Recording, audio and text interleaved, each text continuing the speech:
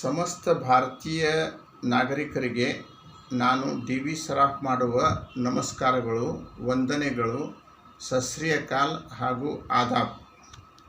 ನನ್ನ ಮೊದಲನೇ ಸಂಚಿಕೆಯಲ್ಲಿ ಸರ್ಕಾರದ ಉಚಿತ ಸೌಲಭ್ಯಗಳ ಬಗ್ಗೆ ಲೋಪದೋಷಗಳನ್ನು ಎತ್ತಿ ತೋರಿಸಿದ್ದೆ. ಇಂದಿನ ಎರಡನೇ ಭಾಗದಲ್ಲಿ ನಾನು ತಿಳಿಪಡಿಸುವುದೇನೆಂದರೆ, ಮೊದಲನೇ ಕಾಲದಲ್ಲಿ ರಾಜ ಮಹಾರಾಜರು ಹಾಗೂ ಅರಸರು, ದೇಸಾಯಿ ದೇಶಕತಿಗಳು ತಮ್ಮ ಹೊಲ ಮನೆ ಕೆಲಸಕ್ಕಾಗಿ ಜೀತದ ಆಳುಗಳನ್ನು ಇಟ್ಟುಕೊಳ್ಳುತ್ತಿದ್ದರು. ಆದರೆ ಅವರಿಗೆ ಅರಿಬೆ ಅಂಚಡೆ ಇರಲು ವಾಸಕ್ಕೆ ಸ್ಥಾನ ಹಾಗೂ ದವಸ ಧಾನ್ಯವನ್ನು ಕೊಟ್ಟು ಸಾಕಿ ಸಲಹುತ್ತಿದ್ದರು. ಆದರೆ ಇದೆಲ್ಲವನ್ನು ಅವರು ತಮ್ಮ ಸ್ವಂತ ಖಜಾನೆಯಿಂದಲೇ ಪೂರೈಸುತ್ತಿದ್ದರು, ಕೆಲಸ ಮಾಡಿಸಿಕೊಳ್ಳುತ್ತಿದ್ದರು. ಆದರೆ ಸರ್ಕಾರಗಳು ಎಲ್ಲ ಕೊಡುವ ಉಚಿತ ಸೌಲಭ್ಯಗಳನ್ನು ತಮ್ಮ ಖಜಾನೆಯಿಂದ ಕೊಟ್ಟರೂ ಕೂಡ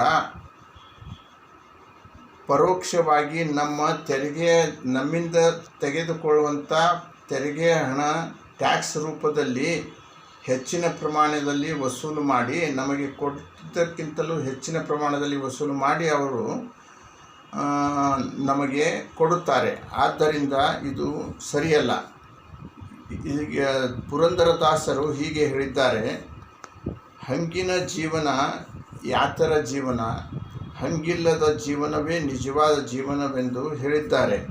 ಆದ್ದರಿಂದ ನಮ್ಮ ಪ್ರೀತಿಯ ಆತ್ಮೀಯ ನಾಗರಿಕರೇ, ಇದರ ಬಗ್ಗೆ ವಿಚಾರಿಸಿ ಆದಷ್ಟು ಹಂಗಿಲ್ಲದ ಜೀವನವನ್ನು ಸಾಗಿಸುವಂತೆ ನಾವು ನೋಡಿಕೊಳ್ಳೋಣ ಎಂದು ಹೇಳಿ ನನ್ನ ಮಾತನ್ನು ಮುಗಿಸುತ್ತೇನೆ. ಜೈ ಭಾರತ್, ಜೈ ಪ್ರಜಾಪ್ರಭುತ್ವ.